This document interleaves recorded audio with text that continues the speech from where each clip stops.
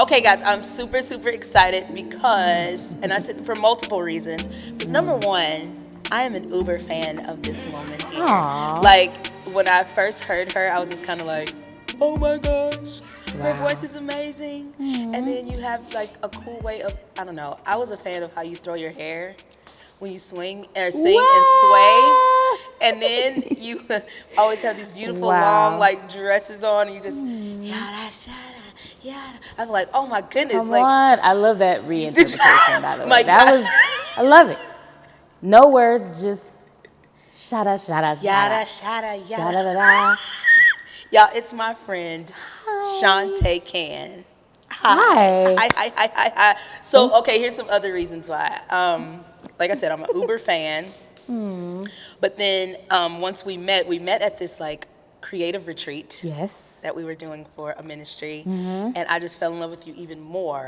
Just you have this really sweet, kind spirit that matches your voice. Wow. Like your personality just really does match your voice. And then the other reason why I'm happy that you're here, because now that I've moved to Atlanta, Yes. we've been able to like nurture our friendship. Yes. Right.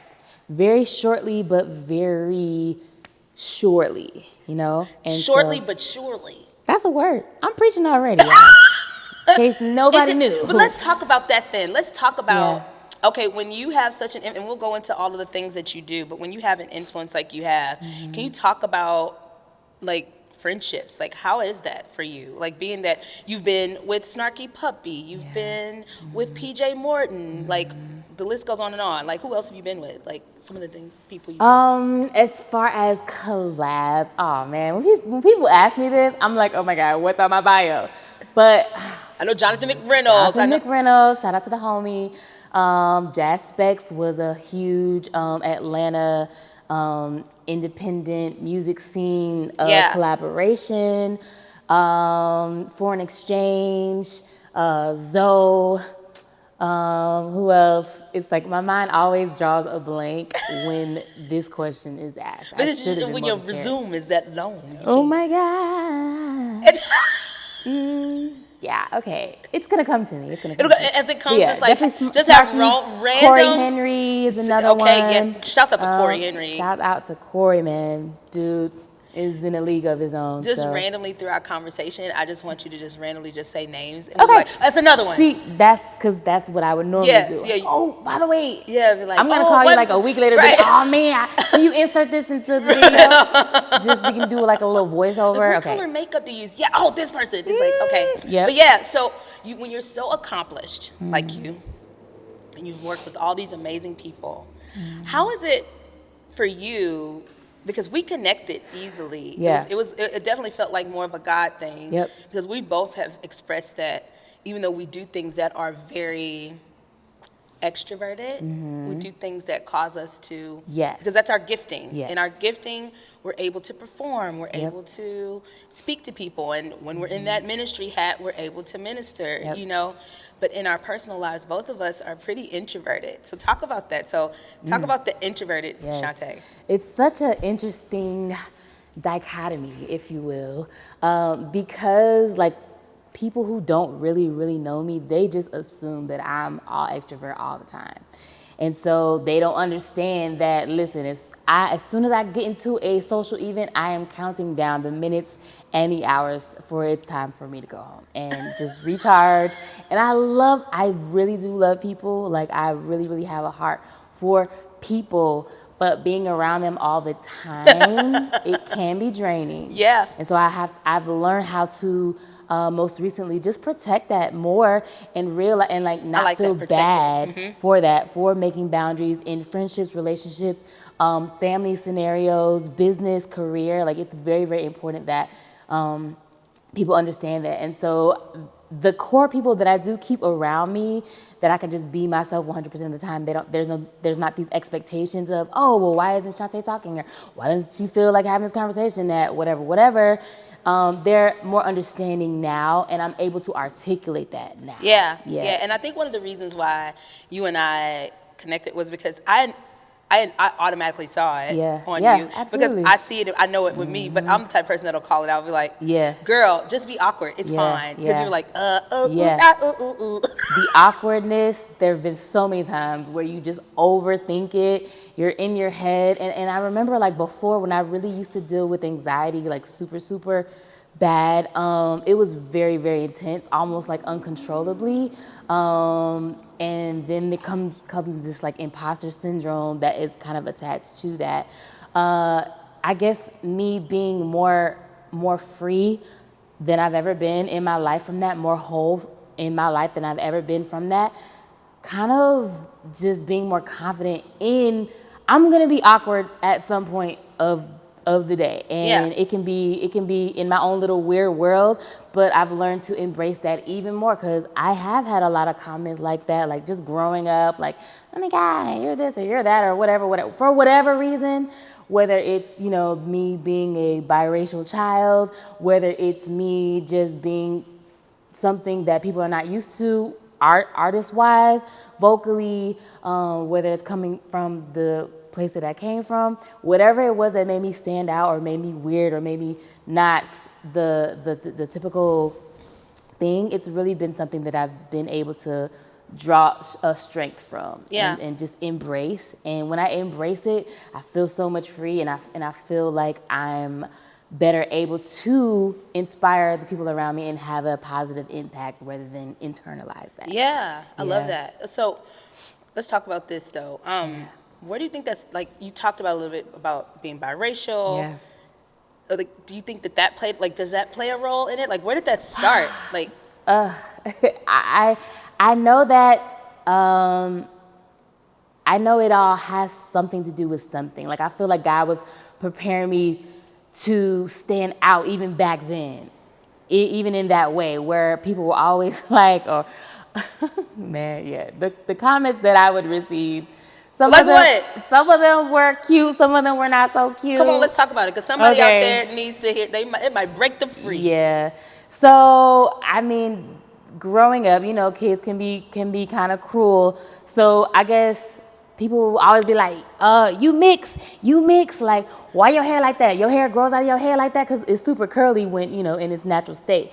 So, oh, your hair grows out of your head like that? Or, you know, let me touch it, you know, all of the things.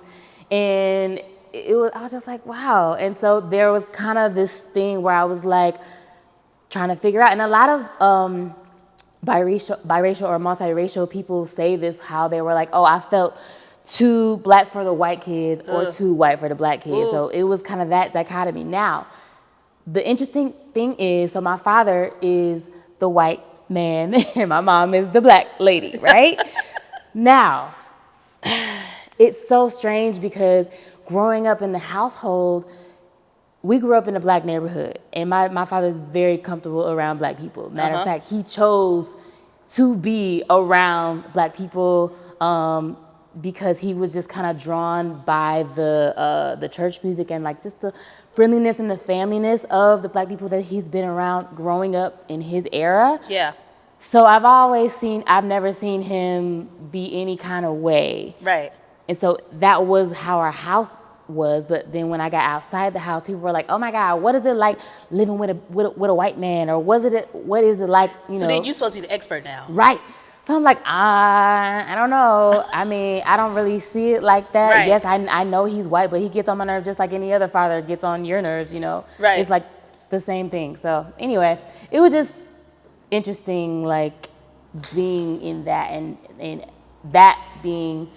Hey, this person is kind of not the same as the rest of the people, or so, and still me being introverted and shy, it made me want to like not even socialize even more. Exactly. It just made me feel even more weird, like, man, I don't really want this attention. I don't like all these people looking at me, right, whether they're saying something good or something not so good. I just want to be the center of attention at all, and that's I want to get out of here.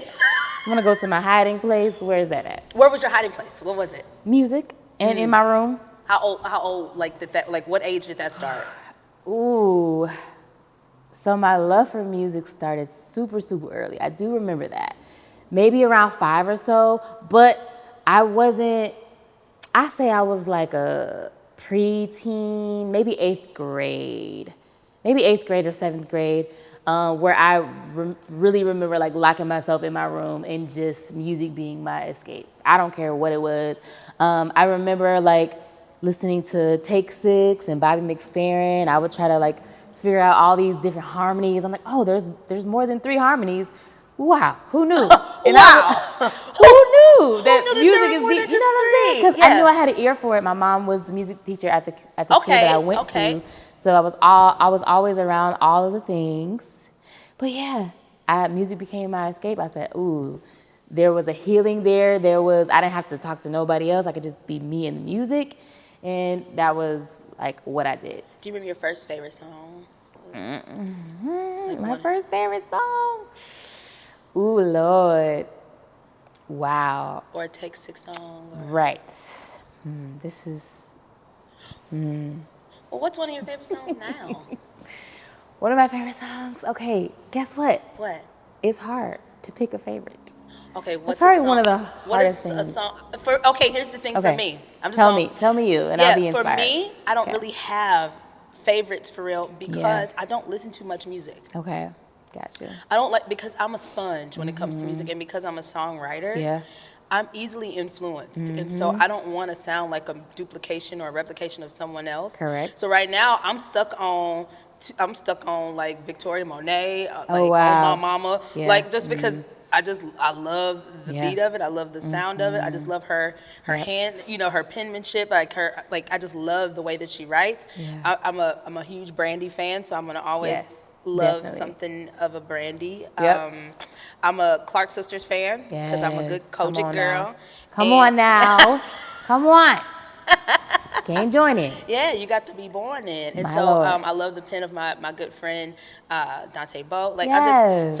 Love him. I'm a sponge when it comes to it. So especially when I'm in writing spaces, it's hard for me to pick. So I know that's a hard question, but like I think I can name artists better than like pick okay, let's actual do that. song. Let's do that. So let's do that. I'm gonna piggyback off of what you said and mention Brandy because man, that just being exposed to her, especially at such a young age, I'm like, what? This girl singing like a grown woman and she's 13. Right. I was like, whoa, this is insane. So I listened to a lot of Brandy, a lot of Kiera, a lot of Clark Sisters, just by way of like, people around me and my environment. I listened to a lot of old school soul music. Michael Franks is one of my top picks. Like, oh my goodness, he just sets the vibe. Like, I love Michael Franks. Right. Like that is one soulful white man, and I will love him forever and ever. Who else? Said Brandy, said Kiera. Obviously the neo soul staples: Jill Scott, Erykah Badu, Shaka. Because you're kind of compared to. Yes, they definitely put those right away. Oh, you're like the blank Jill Scott of such and such, or you're like the Erykah Badu of such and such. So that is always kind of thrown in this like kind of neo soul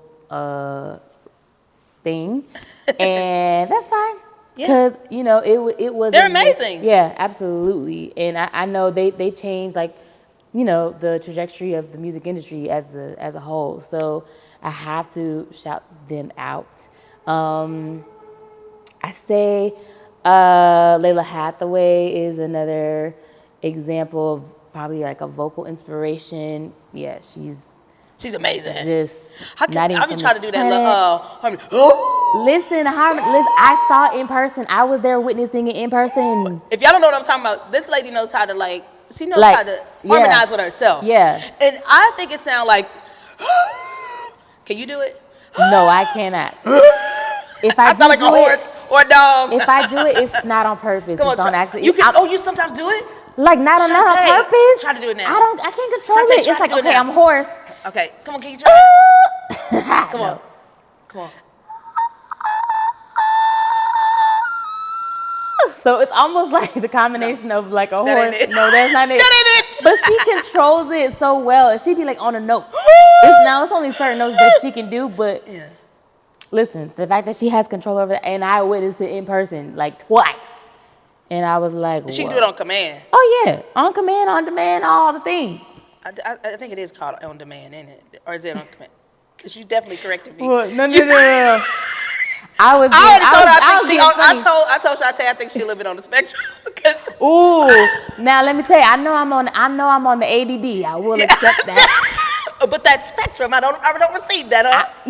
I'm not saying that I do or I I don't, do. but there are similarities between the ADHD spectrum and the autism spectrum, and there are things that kind of just align that are the same, and then there are things that are like, yeah, this is gonna be the separation. Right.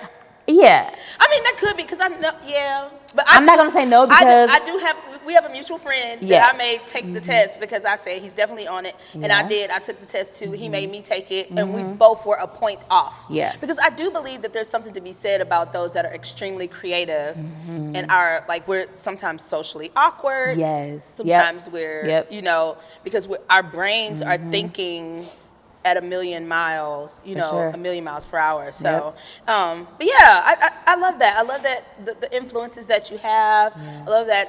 I don't know. I want to go deep. Let's go. I stay in the deep. I live in the deep. I wake up in the deep and I go to sleep in the deep. Amen.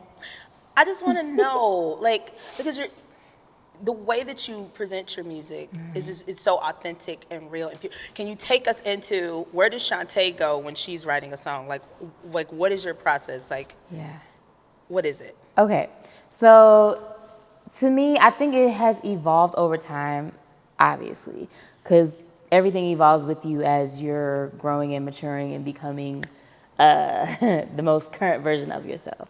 So I know for a fact that there are a couple different ways that I do write. And because I've been doing more writing lately, I'm like, okay, this is a pattern of mine. Okay, this feels good, this doesn't feel good, this feels forced, this doesn't, So my thing, I thank God for my voice memos in my phone, because those voice memos come in so handy. And so sometimes I'll just hear a melody in my head and I'll record it. Sometimes I'll hear a whole harmonic thing around it and I'll record it, and then I'll add to it, and I'm like, oh, I like this. Oh, okay, this isn't what I thought it was gonna be when I first heard it, but adding this harmony changes it. Adding this changes it. So sometimes it's just a vocal harmony idea, and then other times I'm like, I know for sure I wanna write a song about people dealing with depression or people dealing with suicidal thoughts. So that actually happened where I was like, I know I want to write a song called Reason to Live, to encourage those people who are dealing with that. And so sometimes an idea will come to me conceptually, and I'll just like, okay, Lord, what does this sound like? I will literally pray and be like, Lord, what do you want this song to sound like? And then immediately I heard the chorus to it, or immediately I'll hear this. So there's some prophetic. He said what? Can you sing a little bit of it? Sing, ooh, Lord, I mean, ooh. Do I even remember any of it? You've got a reason to live. There's no need to question your existence. You've got a reason to live. There's no need to question your existence. Don't y'all just think she's... And that's what the Lord gave to me immediately. And then I was kind of able to sit with the rest of the song, and it kind of organically turned into something. But I was like, you're just a pure soul. I love it. Thank you. How's it been? Me cry on national TV. No, you really are. Like, it just oozes out of you. How have you defined your lane? Like, stuck in your lane without worrying about insecurities? Yeah. Comparison, like what have you done, like and what's that process like, or do you still war with that? Like how do you stay Chantae? Great question. So I think more recently I've probably been, like I said, more free from those strongholds than I've ever been in life, period. So I'm grateful for just the journey that I've been able to survive in that, and the journey that I've been able to kind of come out on the other side. And there are still certain things that are always going to be something that needs to be maintained, or something that is going to need to be regulated. Yes, every day there's a certain renewal that needs to happen daily, and so I just try to tap in and do that, because when I don't, I can get so swept up and carried away into the things that are happening inside my mind. Because I used to live inside my head. I mean, I stayed inside of my head. Right. Forever. It was like, man. And so, oddly enough, music was like a huge escape for me from those anxious thoughts, from that imposter syndrome, from those insecurities, from that comparison. Like, music was something that really, really, really just helped me. That was my safe place for a very, very long time. Yeah. Until I was kind of just able to, okay, what does freedom from that look like? Yeah. And what is confidence in, like, in the midst of that? What does it look like? What does being courageous in the midst of that look like? What is being scared but doing it anyway doing it afraid. look like? You know what I'm saying? Yeah. So it's been a journey. But honestly, what has really, really helped me is just the constant reminder from God, like, hey, like, this is who you are. Yeah. This is who you are. Like, I'm like, hey, remind me who you are, God, and remind me who I am in you, and give me the strength and the wisdom and the boldness to combat the negative voices that are in my head. Mm-hmm. Whether people put those in there or whether I put them in there myself, you know, like, I've just become more confident and more like kind of speaking to it rather than letting it happen. Yeah. You know? Yeah. I don't know if that answers your question. No, but it's good. I love it. I love it. Well, I want to turn the page a little bit and talk about some of the work that you're doing. Okay. Right? Yes. Somebody got a little documentary coming out. Yay. Let's talk about your passion to talk about Huntington's disease. Yes. And why you're so passionate about it. Okay. So I started out working on the documentary way back in the day, around 2015. So it's been a labor of love. So Huntington's disease, for anybody that is not aware, and there are not a lot of people that are aware. And I said it wrong. I said Hunting. Is it Huntington? Huntington. Yeah. Huntington. Yeah, like Huntington Beach. So yeah, like, Huntington disease. Huntington, yeah. Okay.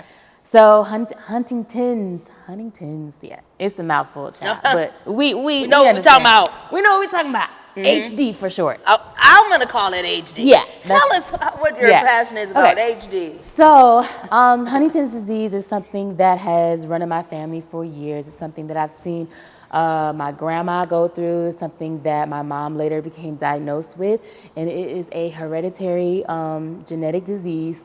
So, and it basically, there's no cure for it. It's kind of like a similarity. It's like a culmination of Alzheimer's, Parkinson's, and ALS all at the same time. And so people that are diagnosed kind of start to show signs like mid-30s through early 40s. I think my mom showed signs a little later. And it's basically kind of like this slow deterioration of your brain and your motor function. So not only does it affect your ability to think and process information, but it also affects your ability to like walk upright or make rational decisions. So it's like almost a twofold thing happening at the same time at a very slow progression, but like the most progressed that you probably will see a person with Huntington's will just be the fact that they just can't articulate thoughts that make sense. Like you literally have to like translate through what they're trying to say. And so my mom, who's actually in a nursing home now, even though she's not the age of somebody who would normally be in a nursing home, that's kind of been her transition there. And so when I visit her now, it's kind of like she knows I'm there, she knows who I am, but she's not really able to like speak sentences. It's almost just like yes and no, or like, you know. Does she comprehend what you're saying? She comprehends to the best of her ability. She likes when I sing her songs. She likes when I like remind her of songs that she used to teach us in music school. So yeah, it's kind of cool to have those moments, but it also is like, yeah, this is like, you know, seeing your parent, somebody who helped raise you, somebody who was fully functional, kind of go through this process at a faster rate than, you know. So it's like, yeah, it's kind of insane. So I've started thinking about like wanting to do a documentary and kind of share more about my life and my own journey of wanting to be tested and taking people along with. How is that? You got to get the documentary. No, I'm just kidding. She said, "You're not gonna." So I'll just say this because yes. like cancer is running my family, Uh-huh.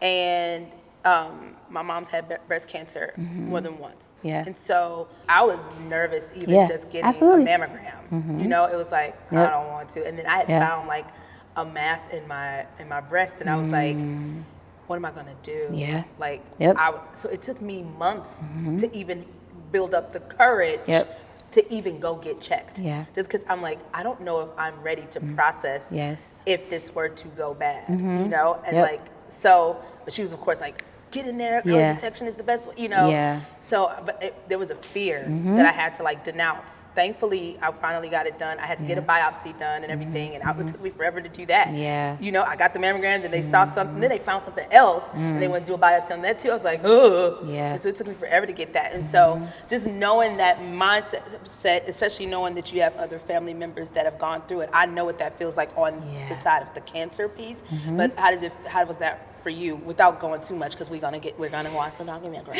Yes, because I like that might be another episode, because I feel like I would like to talk about that, but that is gonna open up another. This is what happens with us. I know. This is maybe that's an album. How much time do we have? Then it must be an album. How much time? Layers. Because when I start talking to you, it always ends up being one thing, then another thing, then another thing that leads to another thing. So you don't want to answer. Well, no, I'm saying how much time do we have? Just go ahead and talk about it a little bit. Okay.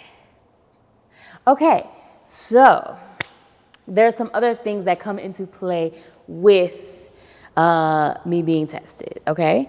So basically, when I first knew I was supposed to be doing a documentary, I was like, okay, well, maybe I'll film me actually going to get tested and taking people along on that journey with me. And I was like, now, Lord, is this me or is this you? Because I don't want to do that. Yeah. You know what I'm saying? Like, who wants to do that? That's very vulnerable. Let alone, just tell people that that's something that's in my family. Especially for an introvert. Girl. I was like, excuse me, what? You want to do what? Because for years and years, I'm also a runner awayer. You know what I'm saying? Runner awayer is crazy. I'm a runner awayer. Shout out to all my runner awayers. Y'all are out there. You know who you are. You running away right now from something. Ooh, preach. I ain't gonna hold you. However,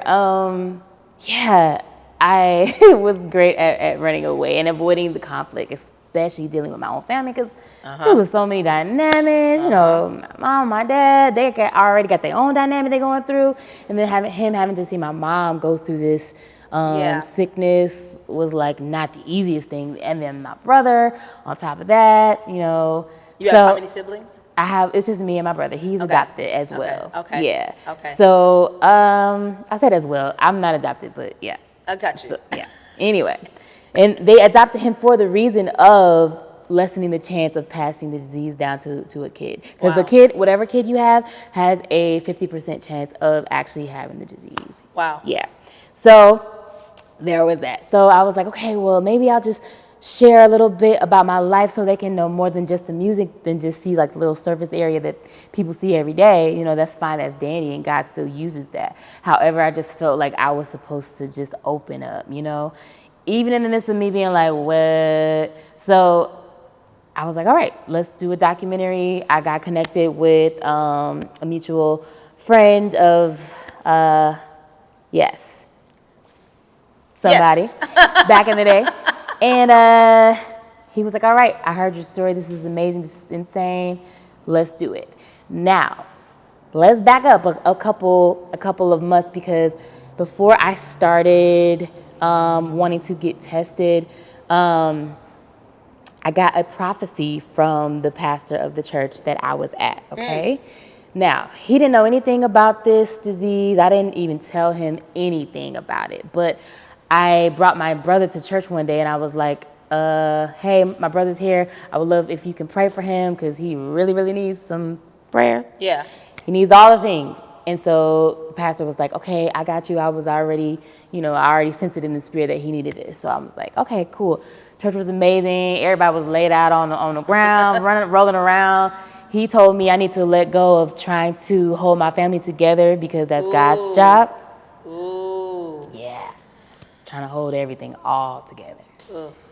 So I was like, okay. I texted the pastor. I was like, thanks so much for praying for my brother. I really, really appreciate it. And so I was just kind of like showing him love for that. And in that same text message, he was like, no problem. I got you. Love you. You're covered. Blah, blah, blah, blah. He was like, also, by the way, this disease, whatever it is, go get tested so you can stop living in fear. Ooh. And he didn't know anything about it. Didn't know nothing about here's the nothing. Thing. Put a pin in it. See, it be the real ones like that be restoring my faith. Mm-hmm. Because I be tired of the prophet liars. Yeah, they're out there. But if you a real one, yeah, that is deep. It was, and it shook me. I was all kind of shook. Wow. I was like, okay. Well, okay, so that kind of gave me the strength and the confirmation that I needed to go get tested for real, and stop like running away, right? Yeah. Now, should I stop there or should I keep going? I don't know. Okay. So you did go get tested, though. I did go get tested. I won't make you divulge too much because I want people to see. It's not me not feeling comfortable with sharing that. I want people to see the documentary. Okay, yeah. That's what I want. It's like, that's a good cliffhanger. Dun, dun, dun. I went. Would you like to see what happened next? Yeah. Yeah, because I do. We'll keep it there. As soon as we stop doing it, you're going to tell me what happened. Yeah. Oh, yeah. All that. Yeah, I got you. But that's so, I'm proud of you for going to do Whew. it. Thank you. That's a lot. Especially watching your mom. Yeah. Absolutely. It was a lot. How do you take that and put it into your art? How do you take all of that? That's heavy. But how like you make so much music that uplifts people and encourages people. Like, yeah. How do you take all it? Like, how do you do that? Honestly, I think I was making the music that I needed. And I know a lot of artists do that. Yes, most of us do. Yeah. Like, I needed this. I needed the encouragement. I needed the inspiration. I needed the healing. Like, no lie. Like there's no like, I did this and it was just literally like, this is the music that I needed to stay alive. And also, before I got tested, I just knew that I wanted to make an impact with however long I had. Yeah. You know what I'm saying? I saw my grandma go through her situation. I saw my mom go through her situation. And I was like, I think that was like, hey, you need to start being more intentional with your time, intentional with what you're doing with the time that you have here on earth. One way or the other. So let's make an impact. Let's make a huge impact for the better. Let's put healing out there. Let's put hope out there. Let's put uplifting. Let's put inspiration. Let's put all of the things that you need right now and all of the things that God is speaking through you, and like just embody that. Right. And yeah, let it speak for itself and let the light shine through that. Yeah. Do you find your music ministering to you? Yeah. Like. Yeah, definitely. Especially when I'm writing it, because there are songs which I've written and nobody may ever hear it, but it was just simply for my healing. It may simply be for my heart healing or my, whatever brokenness I was experiencing at the time. Writing definitely helped me kind of get through those things, and creating definitely helped me get through those things. And even if it was something like emotionally traumatic and just devastating, it allowed me to not only it was like my own therapy to myself, Yeah. So yeah, that's the only way I can describe it as. No, I love that. I mean, I think most creatives do. We put our we create our own medicine, basically, and it becomes our diary, our journal. Yeah. And, so I love that. So tell me this, like, okay, are you signed or no? No, not this currently. Pausing. This I gotta think about is it it because a situationship? There's some things. There are some things working out in talks of like distribution things. Yeah. Yeah. As far as I know, because I gotta ask myself. I gotta remind myself. Sometimes I don't remember all the things, and sometimes I don't know all the things. If you're signed or I'm not? like, no, I'm not signed.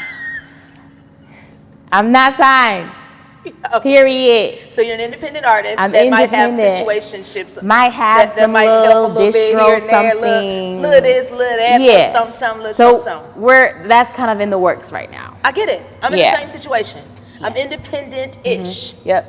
If the right thing happens with these potential relationships, then I won't be. Yeah. Because I'm tired of doing it by myself. Yeah. Yeah, me too. It ain't easy. Not just by yourself, but like with the wrong people. Ooh. That part, because that's equally as you might as well feel like you by yourself. If you feel like you're by yourself when you're with these people, that'll preach in a regular relationship. Listen, honey, I'm like, why do I feel like?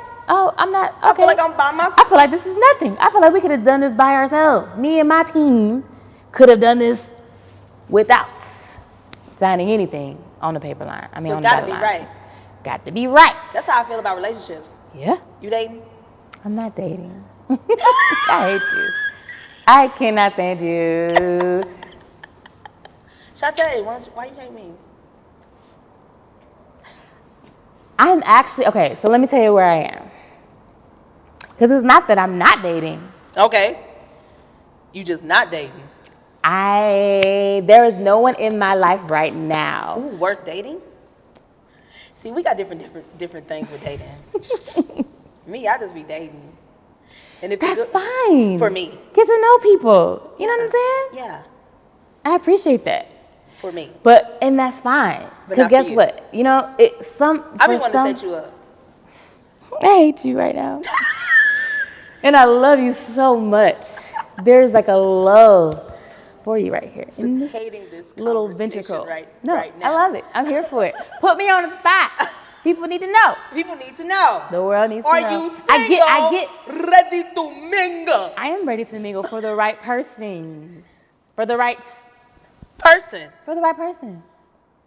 Y'all heard her. As soon as I encounter that person, or that person is placed in my way, or we are placed in each other's way, I'm here for it. You don't want to just date while you figure it out?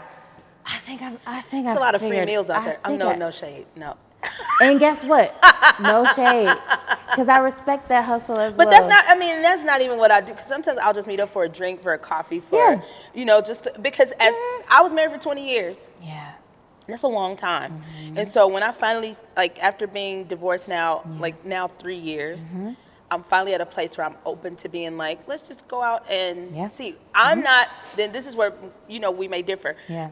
Because I was married so long, I understand all of the interworkings of what it takes to make a relationship be like a relationship. Yep. That I'm okay having some surface level stuff, and in that surface level, if the next thing comes along, I'll know, and I'll be ready to. Because I'm not only I was raised to say you only date to marry. Yeah, right. Mm-hmm. And I don't want to do that because who says I want to marry the first person I start dating again? I know a lot of my girlfriends that are I'm ready to find. Are you ready to find your person? I'm ready to find my person. I'm ready to be found. Period. He that findeth the what? Oh. Findeth a good thing. Findeth a good thing. Are you a good thing? I'm a good thing, honey. Can you cook? And I'm learning, yes. I ain't even gonna hold you. What do you like? I think I've always been surrounded by people that can cook. Is it that white side of you coming out? Ooh, you want to know something you funny? Eat green bean casserole? My daddy, do you eat green bean casserole? My daddy can cook his behind off. To you. Do you like green bean? I feel came for right now. I feel attacked. Daddy, do you eat green bean casserole? My daddy is Answer the question, Chantae. My daddy is blacker than me, guys. I'm not lying to you. He is a Black Panther. I am not lying. You eat. He's a Black Panther for Jesus. Green bean casserole. Jesus. What do you eat for Thanksgiving?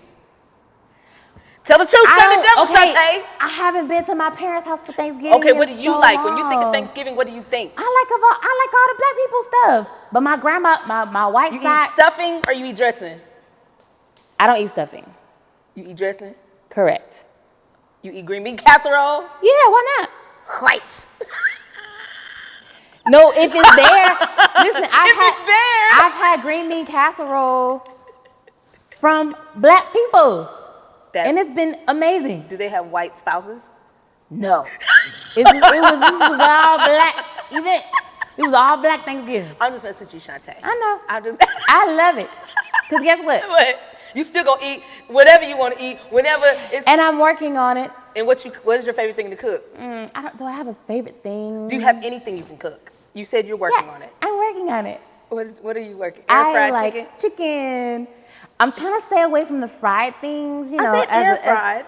Yes. Did we talk about air fryer, girl? I just said air fried chicken. I do have an air fryer ministry now. I do too. I ain't gonna hold you. I ain't either. I love technology, man. I appreciate that thing. It did something for us. It make you feel like a whole housewife. I said, okay, God, you can do it. You can do anything. And I receive it in your name.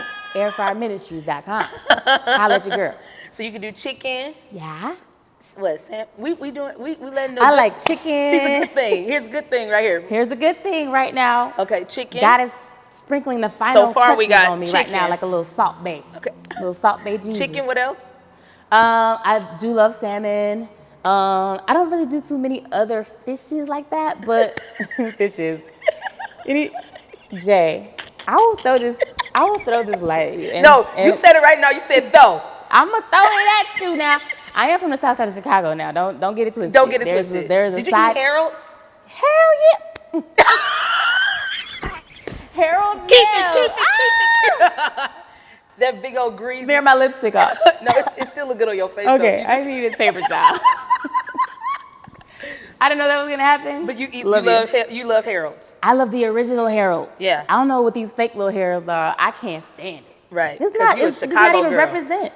It does not even represent correctly.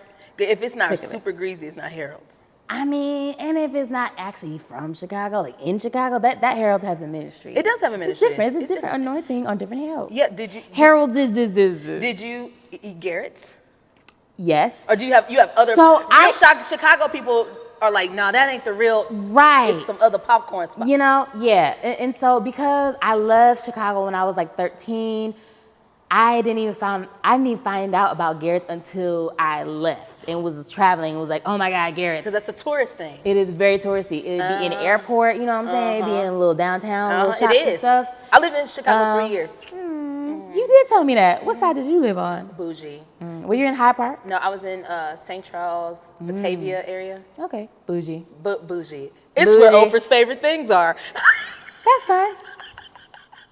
We didn't have to lock our doors. It was not the lock our doors. That's amazing. It was like the lady next door to me had chickens. It was not It was not your Chicago. No. But the weather. Not your mama's Chicago. Yeah, but the weather was still your Chicago. Yeah. It was terrible. We got seasons. Yeah. Seasons up there. Okay, so back to your food. Yes.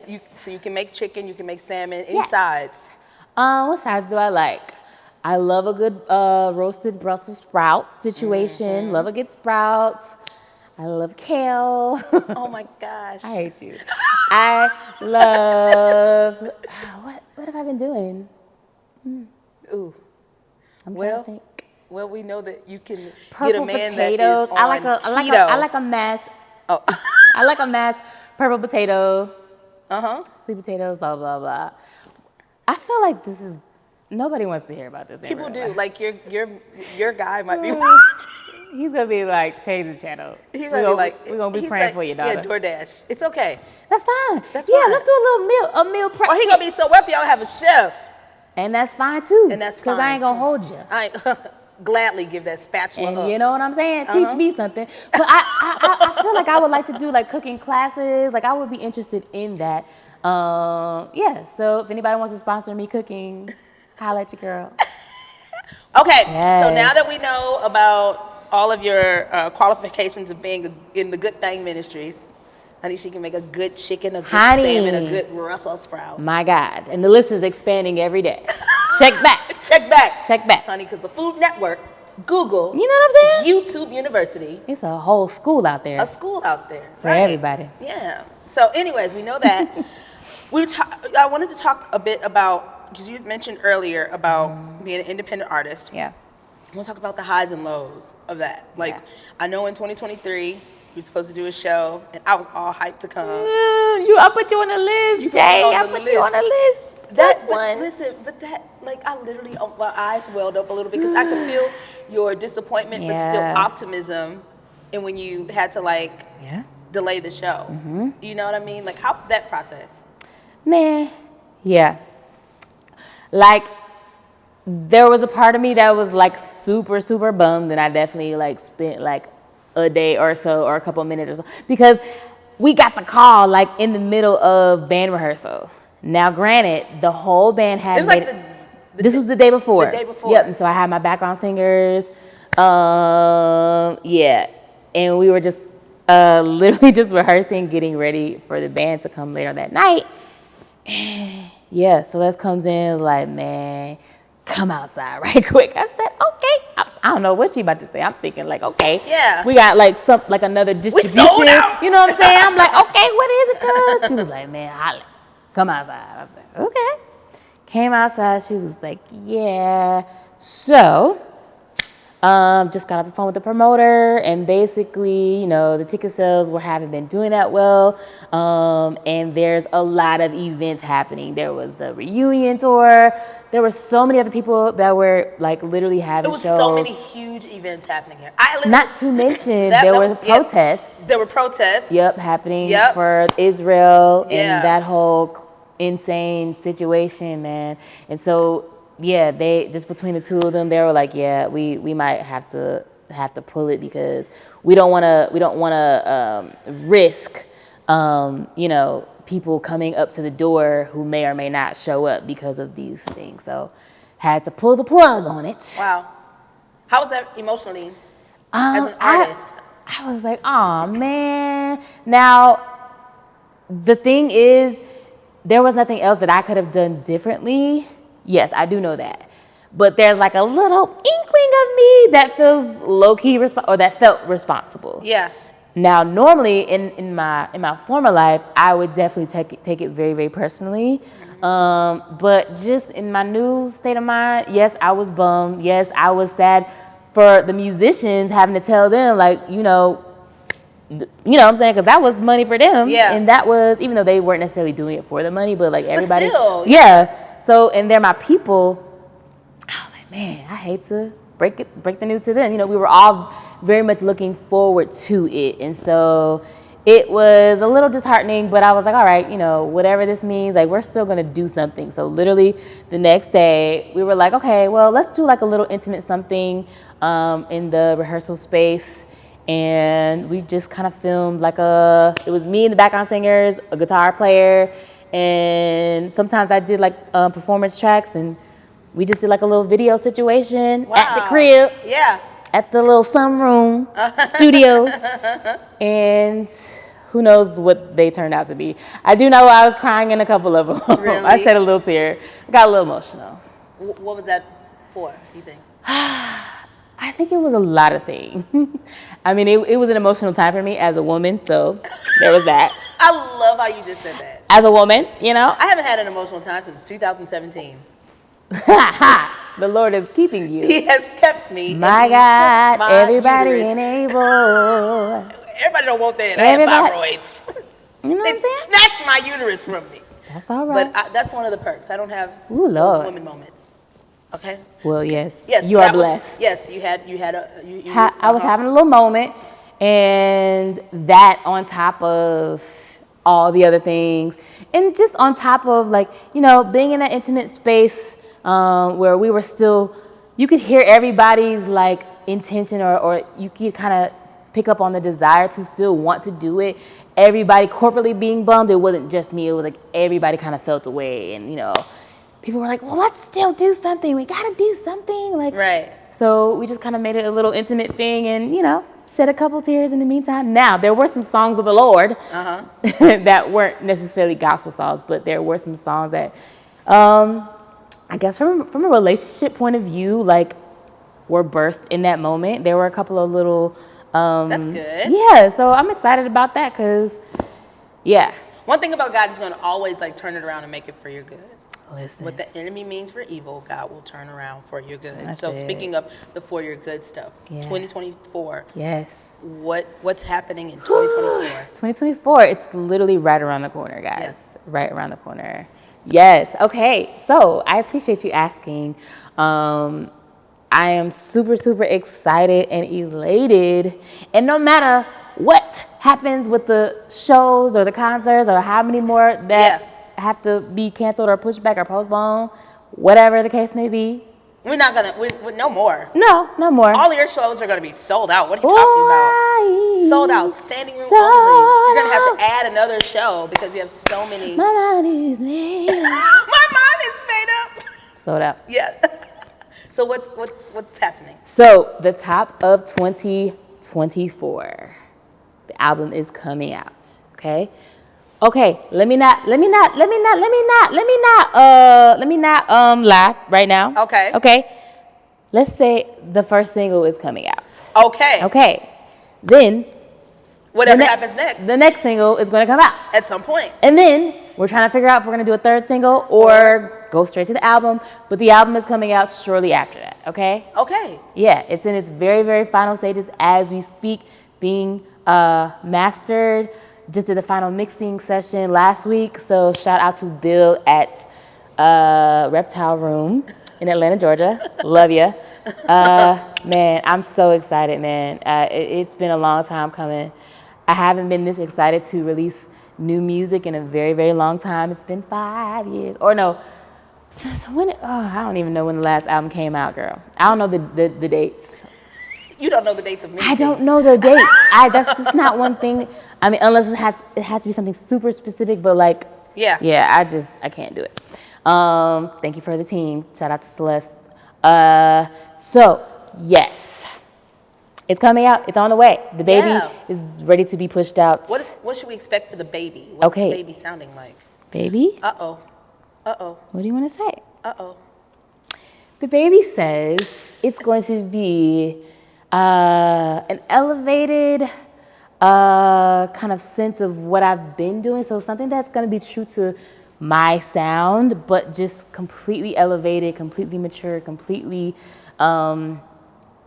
just, I don't know. Like I just keep hearing like this confidence in who I am musically as an artist, as a person, just period. Like I just hear like a new level of confidence and assurance in walking into it. Oh, Grammy. And that has been spoken into my life. No, also. I really do. I felt that. You felt that thing? I'm not a prophet. Liar. But don't push you. But I'm just saying, I do feel that. Listen, it's been a long time. I shouldn't have left you without a dope beat. Step two, step two, step two, step two, step two, step two. So I can talk about, I'm not cutting you off because I wanted to do that. I wanted to continue to do that. I don't know if you guys want to see that. Go ahead. What were you going to say? So I can give you a little sneak peek of some of the features that are going to be on there. Please do. Just a little sneak peek. Okay. So I have to shout out my homegirl, Miss India Shawn. Yay. I love her. That's my sis. She's been my sis forever. So she's on a song with me. Whoa. I'm excited. That's major. I love her. She's such a beautiful songstress and songwriter. Been in the game for a very, very long time. So also I got to shout out to the homie Masego. Yes, honey. Yes, that's my dude. Listen, when I tell you we go back, we go back. That's dope. Back. So he actually produced a song that Kenyon Dixon is going to be featuring on. So that's kind of like the little you got some double-sided. I'm excited. And he sounds so good. I'm like, Kenyon, you better take R&B back, honey. Right. You better take it back. Take it back. Take it back. Wow. Yeah, so I'm excited. I'm so happy, and I'm so happy you came here with me. Yay. How can people stay connected with you? Yes. Also, another great question. You're asking a lot of great questions here. Like, Thank I really you. appreciate it's it. You know what you're doing. Trying to do. Yeah. It's kind of your thing. You're kind of, I'm doing kind of a big deal. So, how people can stay in touch. I'm on all platforms digitally. I would love for people to stay in touch at the website, which is chantaecann.com. That's ChantaeCann.com. And then Chantae Cann, all the other places. Instagram, YouTube, Spotify, Apple Music, because I was going to say iTunes. That's not a thing. That's not a thing. Sorry. Anywhere music is, that's where I will be. So, yeah. Well, thank you so much. I love you, sis. I love you. Thank you so much for having me, man. This has been amazing. And we're about to chop it up for real, Yeah, wait, y'all. when is the documentary coming out? 2024. I don't have a actual like month, but I do know we're trying to do everything kind of 2024-ish. So yeah. Just be on the lookout. Yeah, follow her so you can know when. Follow me. Yeah. Well, thank you so much. You're a beautiful soul inside and out. Thank you. I love you. Love you. Bye.